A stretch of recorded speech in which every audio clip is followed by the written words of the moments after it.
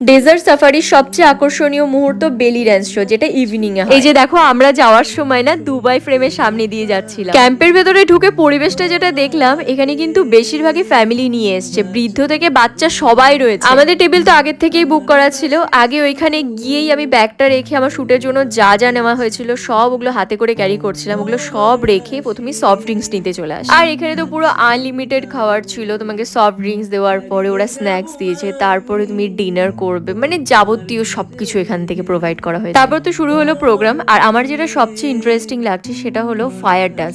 মানে আমি তো লিটারেলি শকড, ওখানে বসে বসে চিন্তা করছি যে এদের ভয় লাগে না, এরা কতটা রিস্ক নিয়ে করছে, কত প্রফেশনাল। এই প্রোগ্রামটা যখন শেষ হলো ততক্ষণে কিন্তু 1.5 ঘন্টা হয়ে গেছে। এরপর তো বেলি ডান্স হবে, তো ততক্ষণে যদি আমরা ডিনারটা নিয়ে টেবিলে বসি তাহলে বেলি ডান্সটা খুব সুন্দর করে এনজয় করতে পারবো। সিরিয়াসলি এখানে খাবারগুলো কিন্তু যথেষ্ট ভালো ছিল। যেরকম ক্রুজ ডিনারে খাবারগুলো আমার একদম ভালো লাগে, ভেজ নন ভেজ সব রকমের অপশন ছিল, যার যেটা পছন্দ সে সেভাবে। জাস্ট খাবার নিয়ে বসলাম আর বেলি ডান্স শুরু হলো। এইটার জন্য আমি এতক্ষণ ধরে ওয়েট করছিলাম। নো ডাউট প্রোগ্রাম তো খুবই সুন্দর ছিল, খুব সুন্দর এন্টারটেইন করেছে, ভীষণ ভালো লাগছে। মানে যতটুকুন টাইম ওখানে বসেছিলাম চোখ সরানোর মতন ছিল। আর যেটা বললাম, অনেকে তো ফ্যামিলি নিয়েও এসছে। আর এখানে দেখো, আমি যেরকম রাইসের আইটেম নিয়েছিলাম, ও কিন্তু চাউমিন, তার সাথে চিকেন, আরো কি বা আইটেম নিয়েছিল। আমি তো প্রথমবার এরকম বেলি ডান্স দেখছি এতটা কাছের থেকে, আমার তো খুবই ভালো লাগছে, মানে বলার মতো না। এটাই বলবো, এখানে আসার জন্য যে পয়সা লাগে পুরো পয়সা কিন্তু ওসুল হয়ে যায়। আর আমাদের হোটেলে ফিরতে ফিরতে রাত 11টা বেজে গেছিল।